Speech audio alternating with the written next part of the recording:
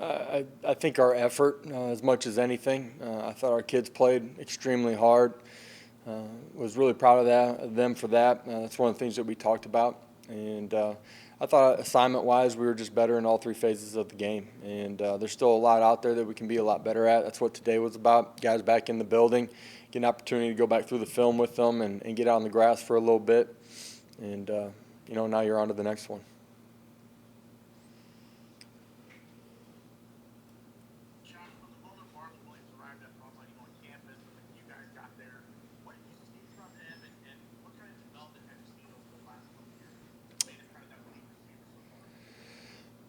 I think one of the things about Marlon that you appreciate is just his versatility. He's played inside, he's played outside. We've used him off the edge in some blocking situations in short yardage. You've seen him in the backfield at times as well. His ability to play different spots is one of his key attributes. He plays extremely strong with the football in his hands, knows how to use his body, shield defenders, and has really natural hands. Those are all things that are attributes that he's had. I just think, he's grown so much, and that's true of your young players in your program. We were talking about it today just as a football team. There's a process and an investment that you have to make to continue to improve every single day. And it doesn't just happen because you want it to happen. You got to put in the time and effort, and that's one of the things that Marlon has done. And he stayed the course, and is having had a huge week last week, but having a good season as well. Coach, now after your 15, you guys are officially past the halfway point of this season, which seems improbable considering how fast it's gone. As you look at the overall picture of how the season has gone, how would you assess the team after just looking at I assess us by I think, we were talking today as a football team.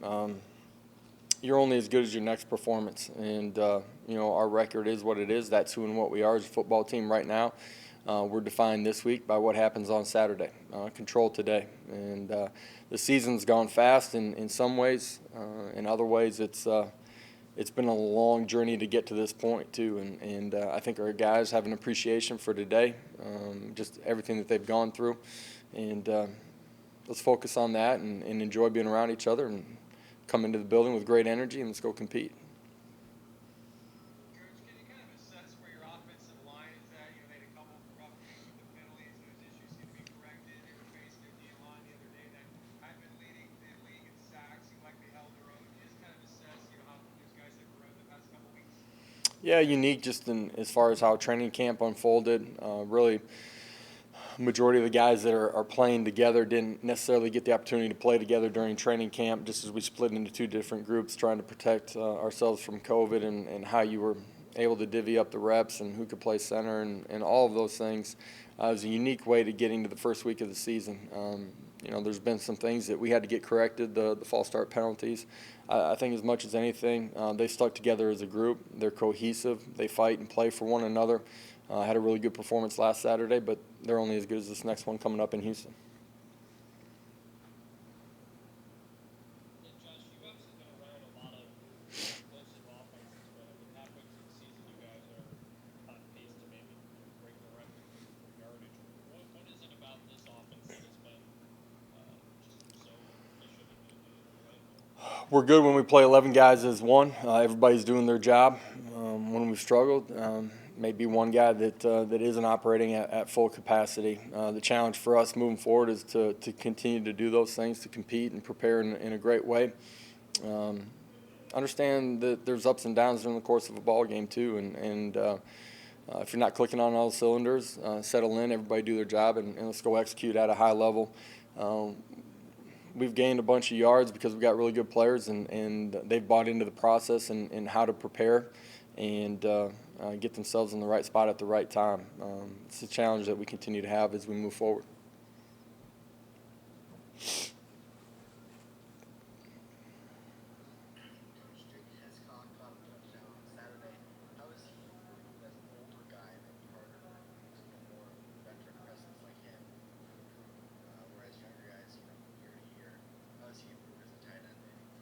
how does Jake improve? I'm sorry, the volume's down here on this, so I'm having a hard time hearing you guys a little bit. How has Jake improved as a tight end, maybe attaching with the tight end and blocking each other? Yeah, I think that's one of the things that was a point of emphasis for him, just being able to grow in his ability for us to use him down the field and in the pass game. He caught a couple passes this past week. One is a touchdown. I think he's grown as a complete player, but as an emphasis, Coach Golish coming in, I think he's gotten into the details of route running, coverage, recognition, and trying to put himself in the right place for the quarterback to catch the ball. He does have good hands, always has. He's continued to work and improve in that area too. I think Jake's just bought into the process off the field as much as anything, that how I do anything is how I do everything. And he's growing into the man that he's capable of being off the field as well. And that's parlayed into him playing at a higher level. Josh, you mentioned Alex. You brought him in this year to be co-offensive coordinator. What have you seen from him, and how has the team responded, and some of the things that he's been able maybe to institute into the program? Yeah, I think he's bought in to the culture and what we're trying to accomplish here. Dove into who and what we were offensively, our identity.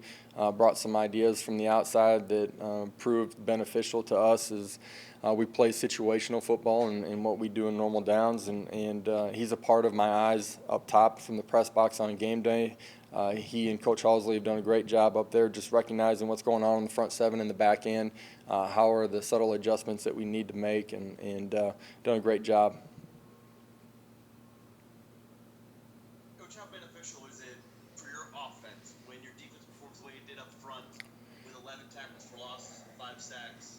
How does that really change the offense, getting those kinds of stops? I think it changes the way the game's played for us as a team. It's never about offense or defense or special teams. It's how we play together as a football team.